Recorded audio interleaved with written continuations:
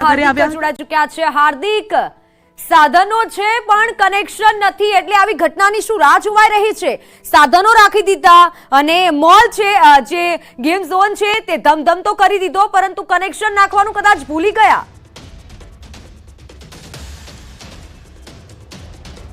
ચોક્કસથી મિત્તલ, સૌથી મોટી ગંભીર બેદરકારી આવી છે। એ ઉપરાંત અન્ય એક બેદરકારી છે તે પણ આપણે બતાવવાનો પ્રયાસ કરીશું। કેમેરામેન નિલેશ સોસાને હું વિનંતી કરીશ કે આ જે કાર રેસ છે, રેસિંગ કાર, એમના દ્રશ્યો બતાવવા માંગે। ખાસ કરીને આ રેસિંગ કારમાં આ જે પદાર્થ છે, આ જે પેટ્રોલ છે તે ખૂબ જ જ્વલનશીલ હતું અને તે પણ અહીંયા મોટા પ્રમાણમાં હતું। એમના કારણે જે છે આ ઘટના બની હતી। આ કાર જે અહીંયા મોટી સંખ્યામાં છે, અલગ અલગ 20થી પણ વધુ કાર એવી હતી કે જેમની અહીંયા રેસ થતી હતી। બાળકો તે કારની રેસમાં જતા હતા, પરંતુ ક્યાંક ને ક્યાંક કહી શકાય કે આ કાર અત્યારે બેકાર બની ગઈ છે, કેમ કે એક મોટી ઘટના બની છે, આગની ઘટના બની હતી અને એમાં પણ અહીં આમાં વપરાતું ઈંધણ ક્યાંક ને ક્યાંક જવાબદાર છે। તો બીજી તરફ આ જે કાર માટેના જે બેરિકેડ્સ, જે રેસિંગ માટેના બેરિકેડ્સ લગાવવામાં આવતા હતા તે આ જે ટાયર છે એમનાથી લગાવવામાં આવતા હતા। જે સમયે આગ લાગી ત્યારે આ ટાયરો પણ બળીને ખાક થઈ ગયા, કે આગમાં ઘી હોમવાનું કામ પણ આ ટાયરો દ્વારા પણ કરવામાં આવ્યું હોય તેવું પણ સામે આવી રહ્યું છે। તો બીજી તરફ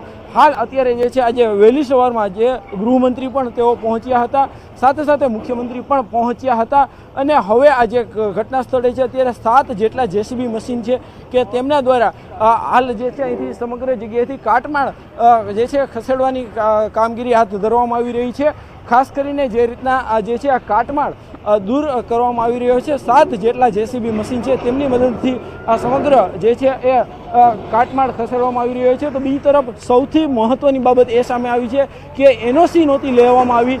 આ જે છે છેલ્લા 3 વર્ષથી અહીંયા ટીઆરપી ગેમ ઝોન ધમધમતું હતું, સંચાલકો દ્વારા જે છે તે અહીંથી જે છે એ કહી શકાય કે એનઓસી નહોતી લીધી, આમ છતાં પણ ફાયર વિભાગ દ્વારા તેમની સામે કેમ કોઈ એક્શન નહોતા લેવામાં આવ્યા। બીજી સૌથી મોટી જે છે એ ઘટનાની વાત કરવામાં આવી તો આ જે સ્ટ્રક્ચર હતું તે 3 માળનું હતું, પરંતુ માત્ર પતરા અને લોખંડની પ્લેટના આધારે હતું, તેમાં પણ માત્ર એક જ એક્ઝિટ પોઈન્ટ હતો। એમના કારણે જે સમયે આગ લાગી એ સમયે જે છે એ લોકો બહાર ન નીકળી શકે, એ માત્ર એક જ એક્ઝિટ પોઈન્ટ હતો। એમના કારણે જે છે બહાર નીકળતી વખતે પણ ક્યાંક ને ક્યાંક અફડાતફડી મચી ગઈ હતી। અત્યારે જે છે અત્યારે કાટમાળ દૂર કરવામાં આવી રહ્યો છે। ગઈકાલે જે અહીંયા ગેમ ઝોન હતું, લોકો આનંદ કરવા માટે પહોંચ્યા હતા, આજે એમના ઘરમાં મોતનો માતમ છે। કોઈએ પોતાનો દીકરો ગુમાવ્યો છે, કોઈએ પોતાનો ભાઈ ગુમાવ્યો છે, અનેક લોકો જે છે અત્યારે તેમના ઘરમાં અત્યારે એક મોતનો માતમ છે અને એમનું કારણ છે કે આ જે સ્ટ્રક્ચર હતું, સ્ટ્રક્ચરમાં જે જરૂરી જે ફાયર સેફ્ટીના સાધનો હોવા જોઈએ તે નહોતા, તાલીમ પામેલો સ્ટાફ નહોતો। આ ઉપરાંત કહી શકાય કે જે આગને હવા આપવાનું કામ કરે તેવા અનેક જ્વલનશીલ પદાર્થો પણ હતા। ત્યારે હવે જે છે તંત્ર દ્વારા એસઆઈટીની રચના પણ કરવામાં આવી છે, અલગ અલગ દિશાઓમાં તપાસ પણ કરવામાં આવી રહી છે, પરંતુ સૌથી મોટો સવાલ લોકોને એ છે કે આવી ઘટનાઓ બનતા ક્યારે અટકશે, ક્યારે જે છે આ મોતનો મંજર બંધ થશે। રાજકોટમાં આ માત્ર પહેલી ઘટના નથી, અગાઉ પણ આવી ઘટનાઓ બની છે। દરેક વખતે તંત્ર દ્વારા જ્યારે ઘટના બને છે તેમના થોડાક દિવસ સુધી જે છે કડક કાર્યવાહી કરવામાં આવશે, ચેકિંગ પણ કરવામાં આવશે, પરંતુ આ જે પ્રક્રિયા છે તે નિયમિત શરૂ રહેવી જોઈએ। એમના બદલે જે છે થોડા દિવસ બાદ લોકો પણ ભૂલી જશે, ક્યાંક ને ક્યાંક તંત્ર પણ ભૂલી જશે અને ફરી વખત આવી ઘટના બનશે ત્યારે લોકોની એક જ માંગ છે કે હવે અમારે કોઈ જ કડક કાર્યવાહીની વાત નથી સાંભળવી, બીજી વખત આવી ઘટના ન બને તે માટેની નક્કર કાર્યવાહી જોઈએ છે, નક્કર રણનીતિ જોઈએ, નક્કર જે છે નીતિ હોવી જોઈએ, એવા નિયમો હોવા જોઈએ કે આવા લોકો સામે જે છે કાર્યવાહી થાય, તેમને કડકમાં કડક સજા થાય। અત્યારે પણ જે સંચાલકો છે તેમને ફાંસીની સજા થાય તેવી લોકોની માંગ છે। લોકોમાં પણ ક્યાંક ને ક્યાંક આક્રોશ જોવા મળી રહ્યો છે। બિલકુલ બિલકુલ હાર્દિક, અને આક્રોશ હોવાનો જ, કારણ કે પોતાના સ્વજનનો જીવ ગયો છે, કોઈકનો દીકરો ગયો છે, તે લોકો તો ખુશી મનાવવા માટે ગયા હતા અને સામે મોત મળ્યું છે।